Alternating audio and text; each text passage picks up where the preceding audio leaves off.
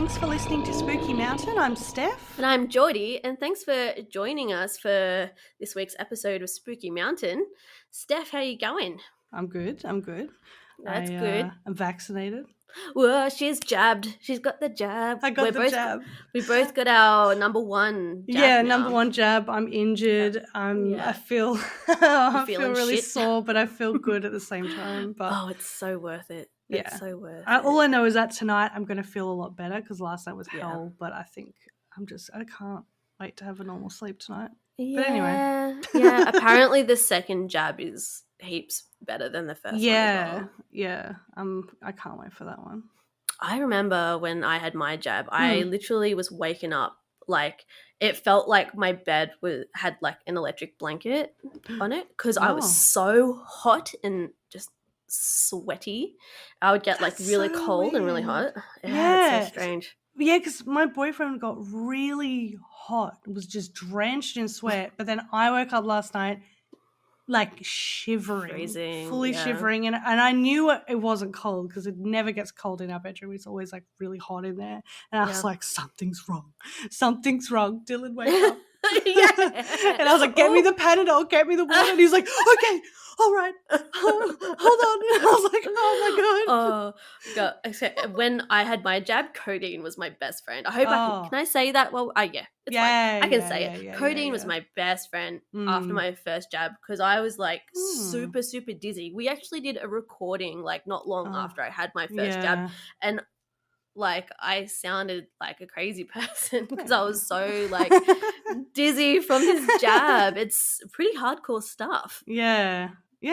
So but it's good. It's good. That's sort of good to get done. Doing that, a lot of gardening today. I shouldn't have done the gardening I was supposed to do. The doctor said, make sure after this you go home, relax, don't lift any heavy things. And I was like, I was going to repot some of my plants. Is that okay? And he like kind of laughed. He thought I was joking. And I was like, no, seriously, can I? And he's like, well, no, I probably wouldn't. And I was like, okay. And then I got home and me and Dylan weeded the whole front yard. Steph, what are you doing? We literally weeded the entire front yard. We repotted all of our sunflowers. And I was like, I'm fucking dead. I'm so dead. And then today I did it again. I got a mallet, found all these giant, like, in the shed, it's just full of old pieces of wood, and we made all these tomato steaks. And like, I can't stop it. I can't sit and look at the You are addicted. I know. For anyone listening, we should actually start posting your gardening adventures on Instagram and stuff because you're doing really awesome with your gardening. Thank you. Yeah. It's a very good thing to do in lockdown. That's the best thing. It's the only thing. Yeah, I'm in a hotspot, so I can't really do you can't really do much else. Yeah. So speaking of social media, just straight off the bat, if anyone is interested in finding us on social media, we're Spooky Mountain Podcast all across the board in Instagram. We've got a Facebook page. We've got a YouTube channel that our episodes get uploaded onto. What else do we have? We've got like a website as well, but it's all, you can find all those we have a link tree through our link tree. Yeah. On Instagram. It's the best way to find us. Just a link tree. It'll take you to links for everything there, whatever you prefer. We're going to just put everything on each of the platforms. So yeah. And it really helps us for people to follow our social media. And it also really helps us if people give us reviews on our like podcasting platforms and stuff. It really helps other people find us. Yeah, definitely. Any app you use, any review would be awesome. Even if you hate us and you hate everything we say, leave us a review. It helps us. That would be great. Any review is a good review in our eyes. So, Steph, what do you have for us this week? Can you give us a little a little hint as to what your story is? Yeah, I've got a mysterious one. So it's an Australian mystery. Oh yay! Oh, I'm excited. So it's not like a funny one like last week. It's actually going to be a bit more serious, but it's a really good story. And oh my god, Steph! Sorry, I'm so sorry to cut you off, but I just had a flashback of you telling me the story from last week. It's so good, and I swear I'm seeing like Frogman references and like giant humanoid frog things everywhere I'm going now. I swear I'm going crazy. Yeah, I don't. So funny. Well, that's a nice temperature change. Yeah, definitely. From last well, what about week. you? My story is dark as fuck as well this week. So Ooh, all right. I've been a little bit anxious to be oh my god, telling this story. I do explain a little bit when when I'm telling my story, like my feelings on it, but yeah, I just get a little bit nervous when it comes to dark stuff because I feel like thinking about it too much is going to like invite it into my life. I see what you mean. So yeah. So it's a very it's quite dark, and I've got a bit of a funny story to tell. Oh, great! Lighten the mood. Tell my story. Put a bit of Family Guy on afterwards. Lighten the mood. Yeah. A bit of Family Guy. It's all good. It's all good. Yeah. Oh, okay. But yeah. So I was nervous writing this story as well. It actually took me so long to like finish the story because I didn't want to type out certain words. Oh my god. Okay. Cool. Yeah. I know. I have no idea what it is, but like, yeah, there's certain things that I guess there's certain things that I don't really like thinking too much about because I get scared that I'm going to. This is like literally me every single night when I go to sleep. And I think it is most people. Yeah. When you're asleep and then you think there's like a dark figure in your room. But I don't know why I've just got this fucking terrifying feeling that I'm going to see an alien in my room. I can't think of anything scarier than having an alien just standing at the end of my bed. Yeah, because I know you're quite interested in like aliens, UFOs, cryptids. Yeah. I know I always say this, but like we both have our things that we're quite interested in, but yours is UFOs and aliens and that kind of stuff. Do you think if you were to have like an alien encounter or like a UFO encounter, would you be scared or would you just be so I'd be fucking excited? Terrified. Like I'm so scared of aliens. Like fucking terrified, but I love it. Like, okay, UFO, I would love to see a UFO from a distance. Amazing. That would be incredible. From a distance. But an alien is fucked. Having something and I don't know why I do this to myself. The amount of like stories I listen to on podcasts and stuff, I'll be going to sleep and listening to people describing their abduction experience. And I'm there going, fuck, I'm too scared to put my head out of the blanket to turn my lamp on to make sure I'm not going to get abducted. I'm so scared. And I'll be like trying to take my headphones out. And like I've always been like absolutely terrified of aliens, but so fascinated by them. It's fascinating. I think because also it's like out of like the world of the paranormal, I feel like it's almost the most feasible to be real. Have you ever heard of the Fermi paradox? No. It's this interesting thing. It's basically like an equation, like a mathematical equation that like, how do I explain? It breaks down the chances that like aliens or UFOs have visited Earth, and they take into consideration like the amount of like planets, galaxies, and like all this stuff that exists in the universe. So it's like a full scientific like equation thing.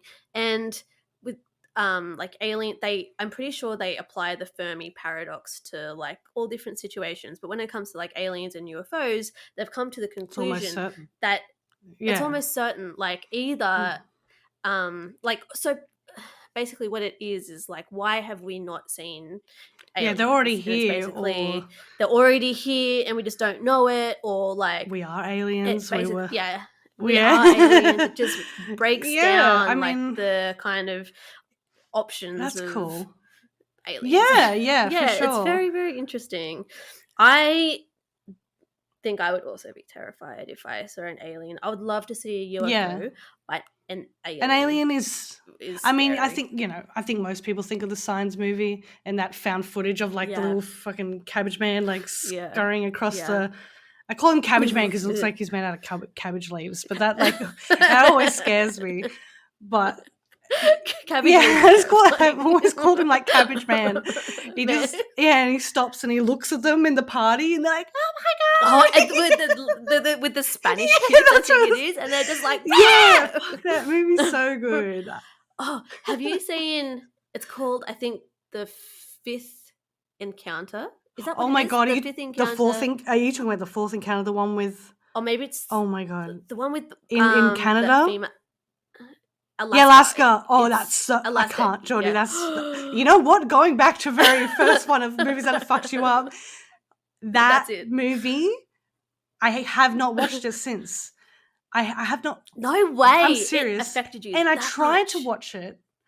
I was trying to because I wanted to show Dylan because I was like, I sound like a crazy person explaining it. I was like, that there's this one scene where she's on the chair and she stretches up and like her whole body gets all fucking weird and her mouth stretches.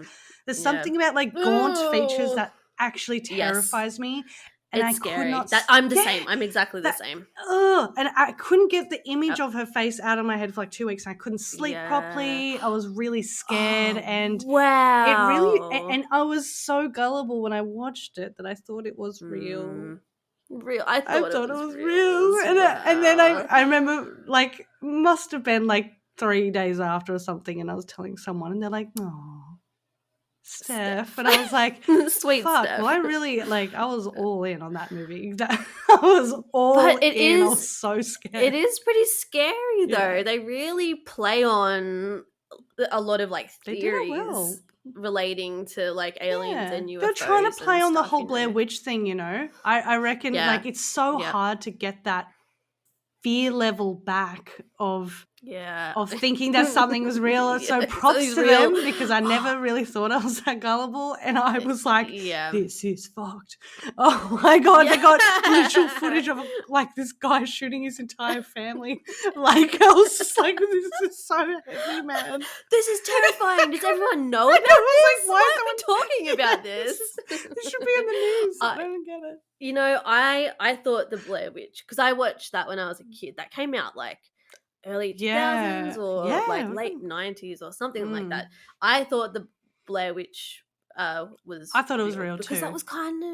that was the beginning of like found footage horror films, and so we hadn't really seen nothing like that that before, and it really like kickstarted a new genre of horror movies that I find to be fucking terrifying. It's still a like really Paranormal scary Activity. Movie. Yeah, Paranormal Activity. I watched that in my haunted house. Did you actually? And I watched it in the cinema as well, and then went back to my haunted house to sleep. And I was just thinking, like, I believe that that's happening in my house. Whatever. Yeah. You know, it was actually a really stupid idea because it was really scary. It was pretty scary. I remember watching it at the movies with my mum, and after the credits rolled, the lights came on, and there was a chick next to us crying because she was so scared. Yes, I don't think it's weird because like that's not a reaction I have when I get scared or like start crying. I just fully shut down. Like I remember seeing War of the Worlds when it came out with my dad. It was just us two, and I remember there was the scene where what the fuck is his name? Tom Cruise. Is that his name?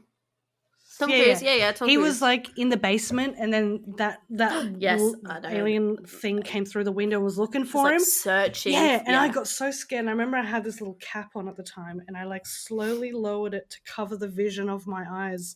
So I was like, it looked like I was looking at the movie, but I couldn't see anything. And I did that for the rest of the movie. I was so scared. And now I watch it like every year. I love it. I find this so fascinating because I love that movie, but I didn't find it to be scary. Maybe if I watched it as a kid or something. I was a kid, but I was like maybe 11 or 12 when I watched it, I think. And I was, I mean, War of the Worlds is what probably started my entire fascination with aliens. The Jeff Wayne 70s. The broadcasting. No, the musical, like it's like a whole disc set. It's like the most incredible. So there's this this guy called Jeff Wayne, and he actually made this entire, it goes for hours of reading the book of of War of the Worlds, but makes it into this like hectic psychedelic like 70s. You gotta listen to it. It is incredible. But my dad used to listen to it, I swear, on the weekends. Be in the shed, it would be blaring. I knew every fucking word to every song. Like, it stuck. Me and my sisters, we just know it. But I think it's really fascinating because it came with this booklet. This was like, early mid-90s. And it came with this booklet of all these artworks of, it's about like, have you read War of the Worlds, the book? Yeah, I've read the book. So it's got all these like beautiful painted pictures, but they're really dark, of course, of like people running like in the 1800s covered in blood and these hectic like tripods. And I remember I would know when to turn the page to look. I would be so involved in each artwork, listening to the music, going, oh fuck, wow. like this is hectic. That's awesome. That would definitely like spark an interest in like UFOs and stuff like that. I think everyone should listen to it. Jeff Wayne. I reckon Jeff Wayne. Yeah, I'll have a look. I think what like triggered my interest in UFO and aliens is probably the movie Signs. Yeah. Because that was done very well. Such a great movie. Yeah, it's I actually just watched it the other day. I love Joaquin Phoenix and it was just done. I always feel like well. I've watched it within the last 6 months. Every time I talk about it, like, I feel like I've just recently watched it because I always watch it. Yeah, it's so good. So I reckon once COVID has ended, it's gotten better. You should come to the mountains because for everyone listening, I still live in the mountains, and Steph, also used to live in the mountains, and we should set up and watch for UFOs. Yeah. Well, me and Dylan were talking about getting a telescope today. So if I get a telescope, I'll bring it on up. You can do that. Yeah, night watch. Awesome. Well, sit on the maybe roof. We could, it's a great idea. We can just set up and... Or a roof. Well, a roof, yeah. I'm sure there's so many like lookouts in the mountains actually. as well that we could just I'm used to city life. There's no outdoor space. Actually, I once went on a ghost tour in the mountains, and for anyone who is interested in going on a ghost tour, a Paranormal Pete in the mountains is the best ghost tour guide. He's incredible. His tours are so creepy. They're like super reasonably priced as well. And he takes you to like 4 or 5 different locations in the mountains. Yeah, it's the best. I've been on like a fair few ghost tours, but this is by far the best one. Wow. But yeah, maybe we should think about do that for sure. That. Anyone who is interested in the paranormal and makes their way to the Blue Mountains should definitely check that out. Yeah, it's really cool. It's also good to support, small business in these times. So I'm sure he would appreciate the business. That would be so cool. Yeah, I wonder if there's any... No, I don't think there's any ghost things. I mean, like South Sydney, I don't think there's much going on here. Yeah. Actually, I used to live in a place called Campsie, which I'm sure Steph has heard of, which is also, in Sydney. I don't think I've ever told you about this. I lived in a house in Campsie that it was like a 8 or 9 bedroom house. And I am almost 100% sure that it was haunted.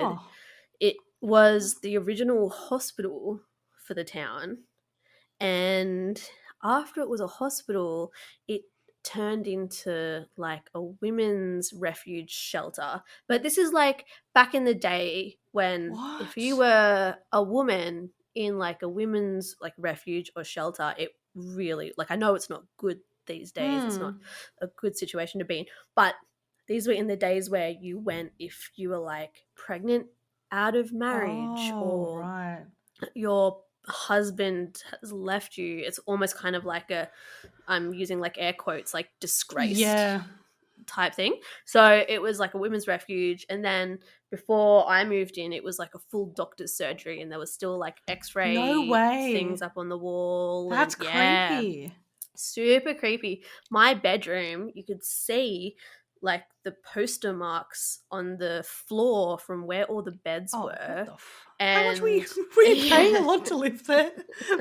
I wasn't paying that much. Prime real estate. It was a really cool house, but pretty wild though. And like my bedroom kind of backed onto another person's bedroom, and the wall between the two rooms, there was like it looked like a door archway. Wow. And we think that maybe it was like one room was like an operating theater or something, Jesus. with the opening doors that you would push into the next room. And I had like, this is gonna sound really funny, I had my butt grabbed by something invisible. Something grabbed my butt once, like a little squishy or a little pinch or a little slap. It was a squishy. It was like a hand grab. And like a couple of people saw some things there, and definitely not as active as the Katoomba house that we lived in. But yeah, that's just cool. a few. Yeah, it was a very old house. I'm sure it's torn down now. Oh, really? Turn into brand new shit apartments. That's shit. Yeah, that's exactly what. Yeah, I'm sure that's what's happened. That's cool. But anyway, should we start getting into your story for the week? So, 22-year-old Australian pilot Frederick Valentich had been flying for 2 years, and on October 21st, 1978, he was about to take a flight path he had done many times before. Valentich had rented a plane from Southern Air Services in Moorabbin, Victoria. He had planned to fly west for 40 minutes along the Australian coast, and once he reached Cape Otway, he would then head south over the Bass Strait towards King Island.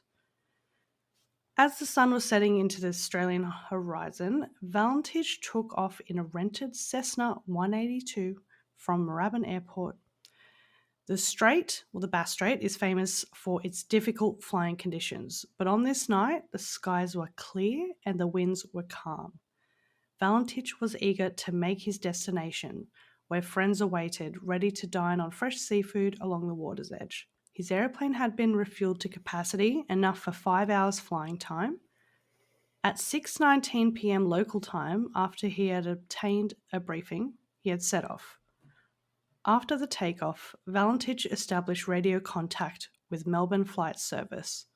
At 7 p.m., Valentich radioed that he had Cape Otway in sight. According to the weather station, the weather in Cape Otway area was clear, excellent visibility, and had light winds. At 7:06 p.m., he called into Air Flight Service, citing an unidentified flying object maneuvering around him. Quote, "Seems to be a large aircraft, below 5,000, just passed over me at least 1,000 feet above. It's approaching right now from due east towards me. It seems to me that he's playing some sort of game." His transmission became odder from there. He then claimed the other aircraft was completely stationary. One of the last things Frederick reported, quote, "Melbourne, that strange craft is hovering on top of me again. It's hovering and it's not an aircraft." He then reported a rough-sounding engine and the transmission was lost, ending at 7:12 p.m. with a loud metallic noise. Neither Valentich nor his aircraft were ever found. There have been many theories as to what had happened to Valentich, as you can imagine. The first theory we will go through is the crash theory. So Valentich was an eager young pilot with huge goals for his aviation career. Unfortunately, he didn't seem like this career would ever happen for him. He was rejected by the Australian Air Force, not once but twice. He had also recently failed his second attempt at passing the commercial flight exam. With his 150 flight hours, Valentich had been involved in 3 in-flight incidents, once when he entered restricted airspace and twice when he deliberately flew into clouds. So flying over water into the setting sun can be disorientating for even the best pilots, never mind someone with Valentich's history. While the 4 lights he observed above him could have belonged to another aircraft, it's been speculated that it was likely the lights of Mercury, Venus, Mars, and a bright star called Antares? According to Valentich, the lights began circling his aircraft at some point, so it is possible he became disorientated. He could have either entered a graveyard spiral or even inverted in his aircraft. The green light Valentich observed could have also been his plane's reflection off the water. However, the model Cessna he was flying couldn't have flown inverted for very long, as it was a gravity feed fuel system, meaning that its engine would have cut out very quickly. Airsafe investigation documents reveal an engine cowl flap from the same model Cessna 182 aircraft he was flying in 1978 washed ashore at Flinders Island 5 years after he vanished. But opinions were divided on whether the 30-centimetre long component broke in 3 pieces and corroded came from Valentich's doomed plane. Valentich's brother Richard has called on aviation authorities to ascertain whether the cowl debris remains in storage somewhere. Modern tests could verify if it was from the salt water of the Bass Strait and how long it was there for. But now it appears that the part has been lost or scrapped. So now the next possible outcome is that he staged his disappearance. There have been theories around this due to the trip to Cape Otway, only taking about 30 to 45 minutes with his single-engine Cessna, still having enough fuel to fly another 800 kilometres. Many speculate that a lot of things didn't add up, like Valentich not informing King Island that he intended to fly that night, so the runway lights were never lit up. He was also running 40 minutes late to takeoff. However, his family stated that he did not seem depressed, he got along with his family and his girlfriend and seemed to have a really happy life. Melbourne police also received many reports of a light aircraft making a mysterious landing not far from Cape Otway at the same time as Valentich's disappearance. In a bizarre coincidence, investigation documents held by the National Archives of Australia also show Valentich had spoken to his girlfriend about being taken by a UFO just a week before his Cessna disappeared. Quote, "If a UFO landed in front of me right now, I would go in it, but never without you." So this leads us to our next outcome, which is, of course, UFO abduction.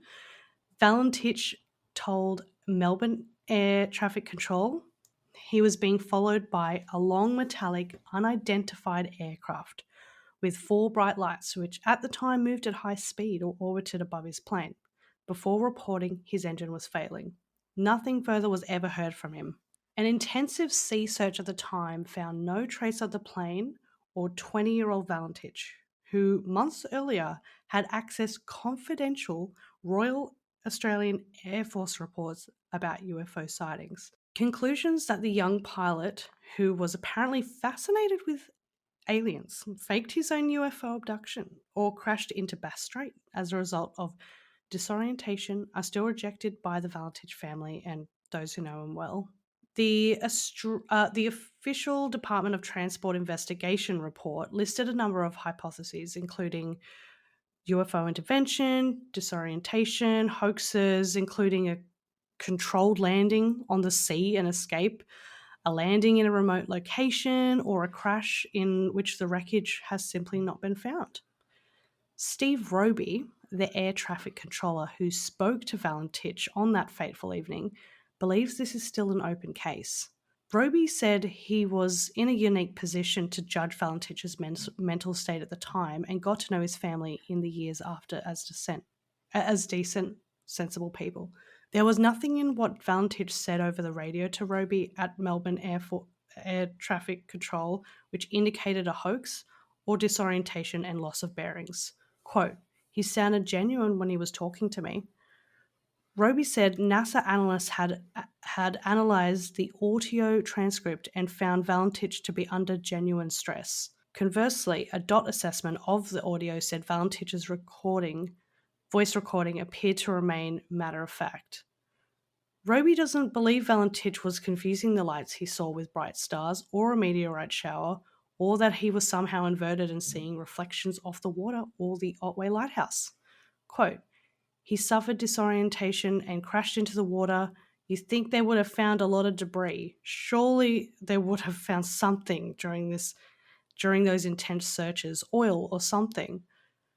Roby doesn't discount that Valentich could have been taken by a UFO, as he cites dozens of UFO sightings and reports of unexplained lights both immediately before and after the Valentich disappearance that night. In another strange coincidence, Roby said he was working at an air traffic control about 5 days after, and another light aircraft pilot radioed him during a navigational flight above East Sale and reported being passed 3 times by an intensely bright light travelling at jet speed, coming close enough to force him to land his aircraft. Quote, I jokingly said to the guy next to me, here we go again. Richard Valentich was 12 when his brother vanished, but said there was no family fixation on UFOs. Valentich said his brother would have been honestly and accurately describing what he had saw for whatever it was. Documents state Frederick, who was a member of the Royal Australian Air Force Cadet Program and had wanted to be an Air Force radio technician, was a firm believer in UFOs and that his mother had reported seeing one earlier in 1978. Quote, his belief had been strengthened recently when he was allowed to see the RAAF's confidential files on the UFOs at ESAL in Laverton. He couldn't discuss these details with his family as they were confidential. Frederick worried about an attack from UFOs and what they could do. The late Paul Norman of the Victorian UFO Research Society spent years interviewing people and investigating the case. He spoke to 3 witnesses who claimed that they saw an aeroplane descending at a steep angle with a much larger object with green lights flying just above it. Based on the trajectory, Mr. Norman concluded that the Cessna crashed into the sea southeast of Cape Marengo between 5 kilometres and 20 kilometres offshore. However, of course, nothing has ever been found or confirmed to be part of Valentich's aircraft, and we will never know what happened to him or where he went. But yeah, this will always be a mysterious Australian case and one that UFO believers will always tend to stick near to. Cool. I love Australian stories so much. I always find them to be very interesting. I've heard of this before, but not with like too much detail. And I've always been pretty kind of conflicted on where I stand with it, because I do feel like if he had just crashed, there for sure would have been something found, like some kind of evidence that that's what happened, like even just a little bit, a little bit of evidence. But also, the theory that he maybe just ran away. I know. And I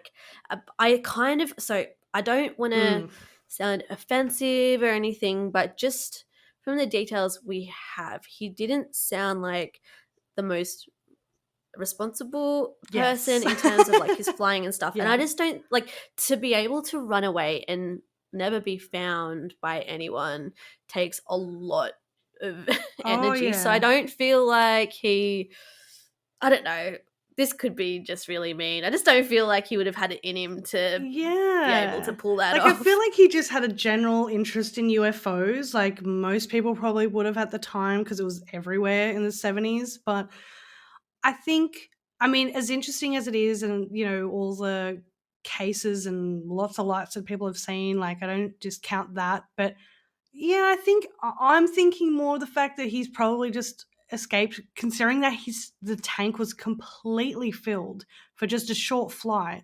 It's like an hour. It's like 45 at the most to Cape Otway, and then it's like another 20, I think, to King Island. I looked on maps. So, but then he also had his girlfriend, right? Yeah. And there was no suspicion of a mental illness or anything like that. This is also another thing, is with paranormal, any kind of paranormal stories, something that always comes into my mind is the mental illness aspect. Yeah. Just, I think automatically, it's if you're seeing ghosts, it's where is this person mentally? Yeah. And it's hard to know from their family, that, of course, it's well, he wasn't depressed and got along with everyone. It's yeah, but you don't know someone's depressed. You can't always say that. No, and he could have just had this hectic escape plan and was saying I'm going to be abducted by UFOs. Just prepare for it, everyone. It's going to happen one day. Yeah, he already had an interest, so it's if you're going to plan an escape, you do what you know. But also there were sightings. I know that lights and stuff. So that's a weird one. I know. I kind of thought I'd put that at the end, because I'm it kind of wraps you back in. You're just ooh, hang on, maybe. Maybe. But there was also the recording. Like, they have the recording of him in genuine stress. They won't release a recording. They wouldn't. They won't release they it. wouldn't. Yeah. No, that would be very interesting to listen to. Yeah, because it's easy. It's such a like opinion based thing to be like, well, no, this person was genuinely in stress, or is he just a really good actor? It's so weird. But yeah, the whole thing about they called it a graveyard spiral when you're in a plane and you start to spin and you kind of just get like spinning like a corkscrew pretty much, and you don't know because the sky looks like the ground, and so if you get like a slightly tilted and you don't even know, and you're just constantly doing like a spin. So they were saying, he probably got stuck in a graveyard spiral and then just went down. But yeah, either way, it's very sad. Also, just for his family, because from what I know of the story, he still has family. I think his brother and his mum are still alive. I think. And I think she's. I think they're still talking about it. I don't think, as you said, I don't think they're fully just like talking about his brother's very involved in like, I guess, speaking on his behalf, and if there's anything people want to talk about, like, I think his brother's kind of like the spokesperson for the family. Not sure the girlfriend, but I don't know. Very interesting. I love Australian stories. Me too. I just find them to be so, I don't know, when you hear like locations that you know of, and awesome. Oh, I really like that one. Yeah, I'm glad. All right, now I'm going to prepare for your spooky one. Okay, you know what? I've got a beer here because I needed to just lube myself up a little bit to have a sip of Solo and some water. So. Oh, you're crazy. You're crazy, girl. So, okay, here we go. It's all good. I'll just do it. So, okay, it took me a whole week to be able to really sit down and write this story. I've said in almost each episode so far that I have a very skeptical side, a part of my brain that tries to go to the logical first before jumping straight into the paranormal. But this is a bit different. I'm totally irrational and pretty fearful when it comes to the notoriously dark and vengeful. Even the thought of saying certain names out loud gives me a certain feeling of paranoia that I am manifesting something that may just stick around knowing that I'm paying attention to it. So as someone who has spent many a rainy day and spooky night using the Ouija board, either by myself or with a group of people just for some shits and giggles, there's always been one ominous warning infamously told, not just to me, but to so many others across the world who dare to use the Ouija board. Never communicate with Zozo. There's many thoughts and ideas as to who or what Zozo is, also known as Zaza or Zosa or Mama or Abacus. These are other names that have been communicated through the board to people. And there are also many thoughts as to where she or he came from. It depends on who you ask, but most people familiar with Zozo believe it to be either a demon, a tulpa, or a mischievous ghost trying to scare and impress the living, like perhaps a poltergeist or something similar. Many people think that the entity has ancient origins, either African or Sumerian. There's even been suggestions that perhaps it's the ancient Mesopotamian wind demon known as Pazuzu, considering the similarities in the name. The first time that we see Zozo in the public eye is in 2009 on an online paranormal forum in a post published by a man named Darren Evans. Evans wrote about how the first time he had an encounter with the demon, the Ouija board went wild and flew between the Z and the O, frantically spelling Z-O, Z-O, Z-O, Z-O in a rainbow shape across the board.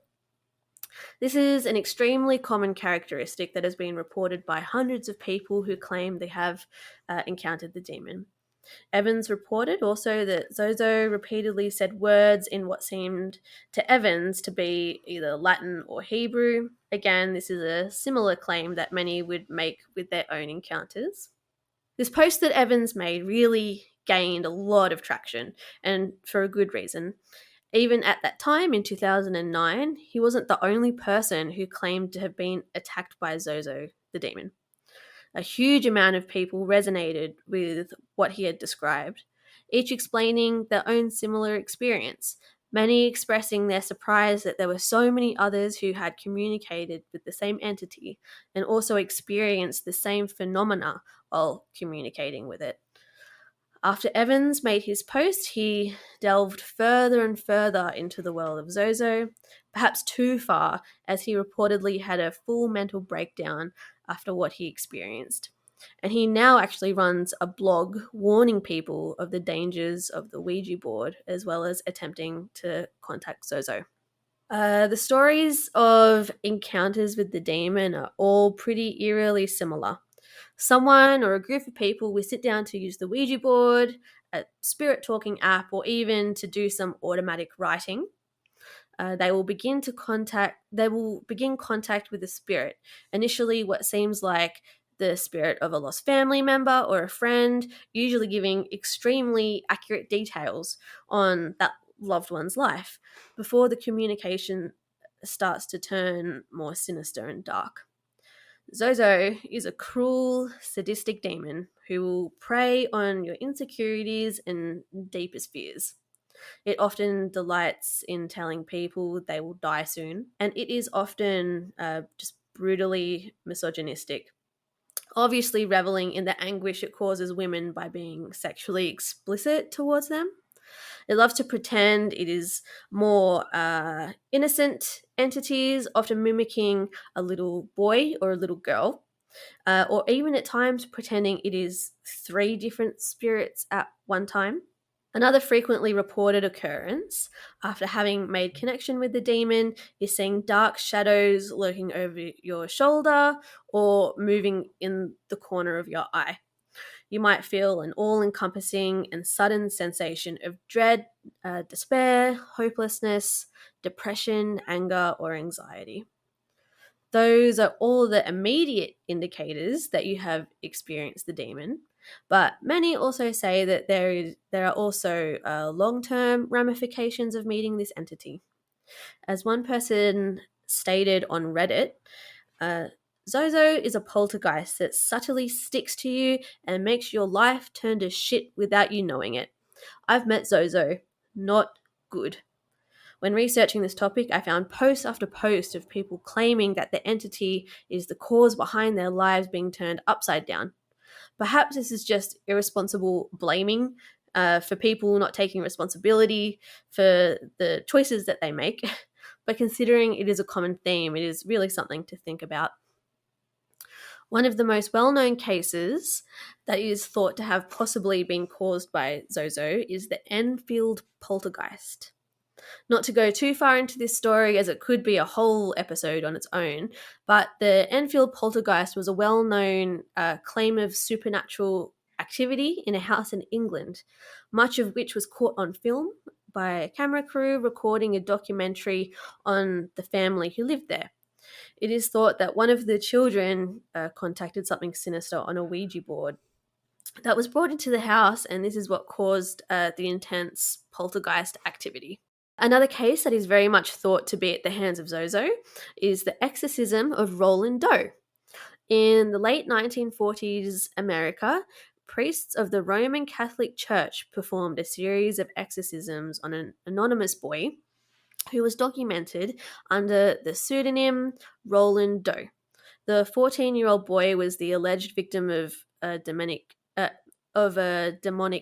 possession from the demon Zozo after attempting to use a Ouija board to communicate with his aunt, who he was very close with, who had recently passed away.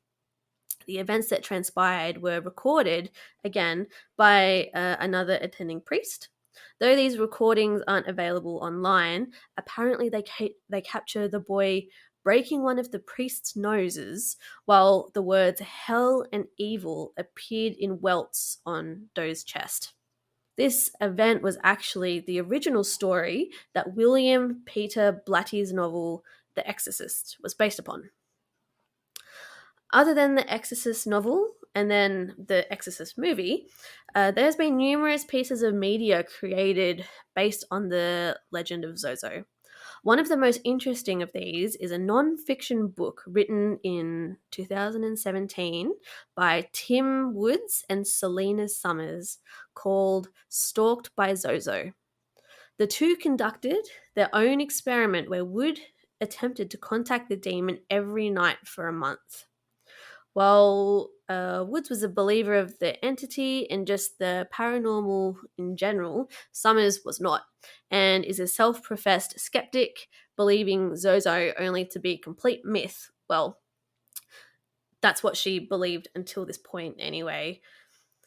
The Zozo experiment was to be the first paranormal experiment live streamed online to thousands of people watching. Its purpose? To determine the validity of the Zozo entity once and for all. But the experiment didn't ever actually end. The demonic influence pursued both researchers through their subsequent investigations and also just their daily lives. Not only did the two start to experience activity while using the board and streaming it live to hundreds of viewers, but they also began to experience this activity outside of these Ouija board sessions. Whispers and unexplained animal noises such as hissing and growling were heard not just by Wood and Summers, but also by the listeners of the live stream that were tuning in. Dark and uncharacteristic personality changes was a very obvious red flag, especially seen in Woods, which was observed by Summers and also the viewers online. This was something that was almost bordering on possession. It got that bad. A quote from Summers in their book: "When Woods starts talking about burning things, there's usually something else in the room." Just an example of how far things really went during their sessions. After experiencing demonic sleep paralysis, unexplained phenomena, extremely frightening Ouija board sessions, and endless amounts of their own personal dark thoughts during the experiment, it's safe to say the experiment gets pretty extreme and obviously goes a lot further than what the two had planned. You really have to read their book to get a full grasp of what they experienced and still experience to this day after their experiment with Zozo and the Ouija board. So what do you do if you suspect you've made contact with this entity? Well, it's advised that you avoid the Ouija board altogether. Just don't do it. As the demon will take any opportunity to latch onto a person and play on their fears. But if you do play the board anyway and come in contact with this entity, close the session straight away. Move the planchette to goodbye and formally close the game. If you are using another contact method, close it immediately. Do not let the planchette fall off the board or your hand off the planchette before signing off. Do not speak his name. Using his name gives him power. Cool. Avoid speaking about him or to him. Remain calm. Demons and other evil spirits feed off fear, so take deep, calming breaths and steady yourself. Do not allow this to overtake you. This entity is actually the reason I stopped playing the Ouija board altogether. I never had my own experience, thankfully, but the idea of being stalked by something so evil is truly terrifying. Now I know why you were so freaked out. I have such an irrational feelings of this thing. I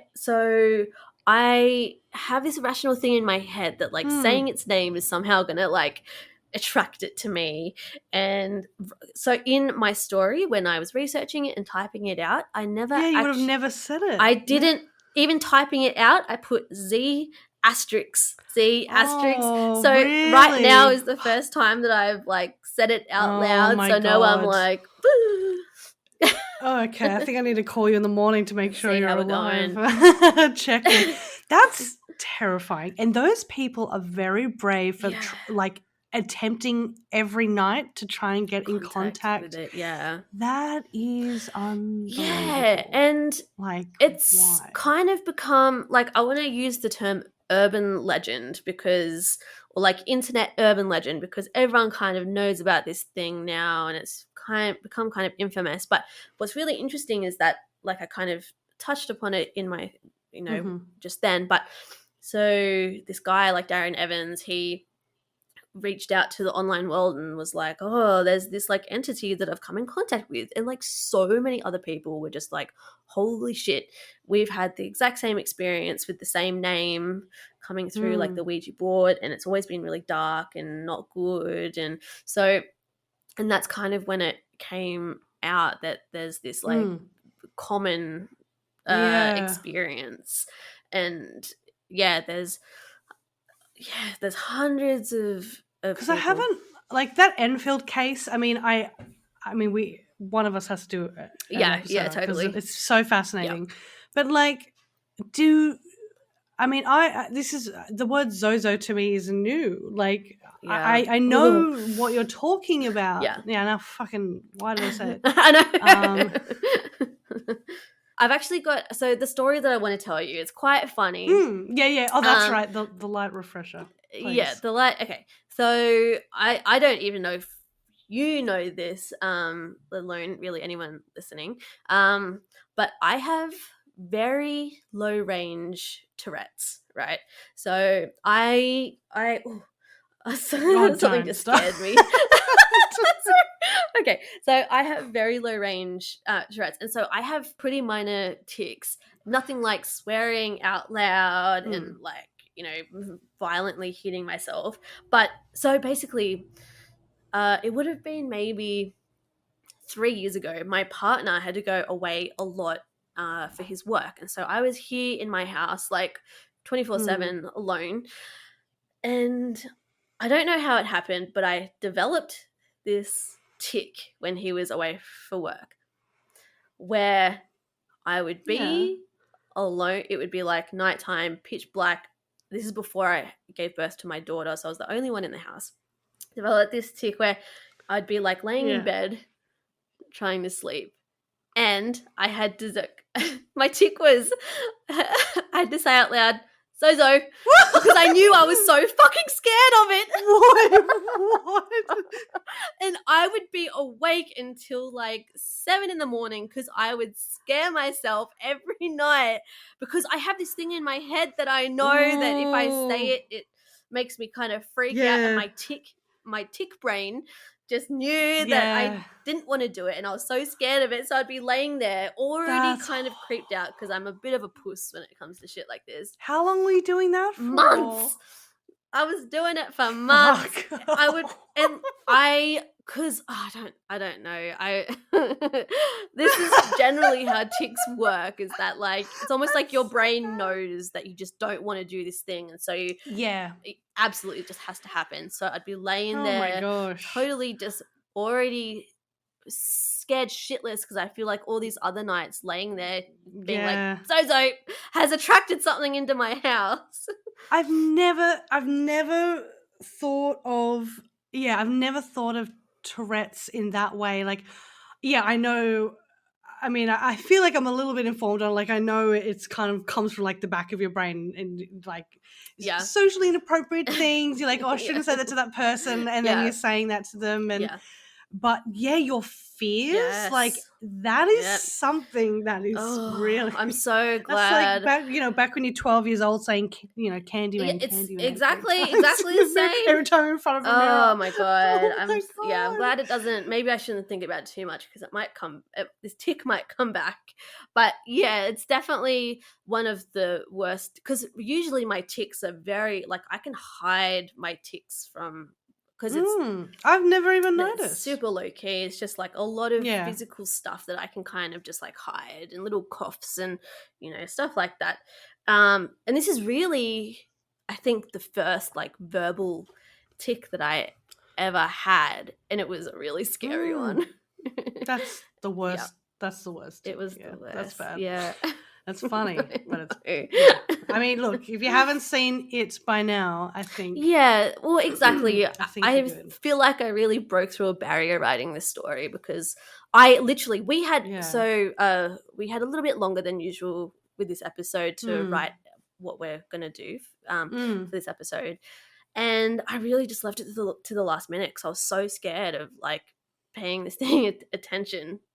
But then I started writing it. It took a few nights to write it, and nothing happened. And I was like, "Oh, it's fine. I'm gonna be the bigger man in this." Yeah, as long as I don't say it's fine until we have to record. Yeah, that's fine.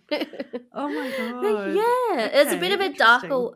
That one. was great though. I loved it. I love the dark, like, you know, Slender Man, like that kind of like weird internet side of dark tales. Oh, it's interesting, isn't it? Fascinating. Yeah, it's very fascinating. Yeah. It's like the new kind of folklore. It's exactly what it is. You're right. It's like there's this whole kind of like group of almost like mythical characters that have come out from like creepypasta and that kind of thing. And they're not specifically from one like place, which usually they were from. It's now like it's like an online thing where anyone can kind of experience. Yeah, totally. Things, so. And you know, this it's definitely a kind of mashup of, well, did it come online because people had such a shared experience and so many people had experienced this that it kind of blew up, or did this Darren Evans bloke just kind of like trigger some people being like, oh, it's, you know, this is this demon, and then everyone's like, yeah, we've experienced the demon, but you know, I might do a little bit of a lighthearted one next week. Maybe not. I'm pretty addicted to the dark side of the paranormal. I know. I have no idea what I'm doing next week, but we'll surprise each other, I'm sure. But yeah, really good episode. If you guys want to follow us, make sure, please, Spooky Mountain Podcast, Instagram, Facebook, YouTube, Twitch, you know, if you want, that's fine. We'll be on there one day. And of course, leave us a review on any podcast app that you're using. Please do. Yeah, reviews, like as we said before, it's really the thing that helps people see us more as a podcast. It gets more listeners, and that's kind of what we need, you know. We want more people listening to what we got. Yeah. So I guess we'll be speaking to you next week. So thanks for listening. Bye.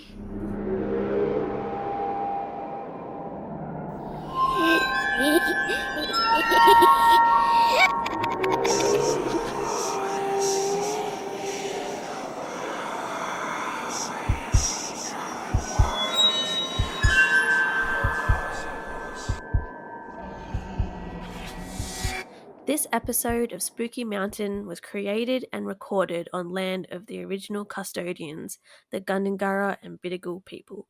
We pay respects to the past, present, and emerging mob. My name is Jordi, and I'm a proud Gunya woman. Thank you for listening.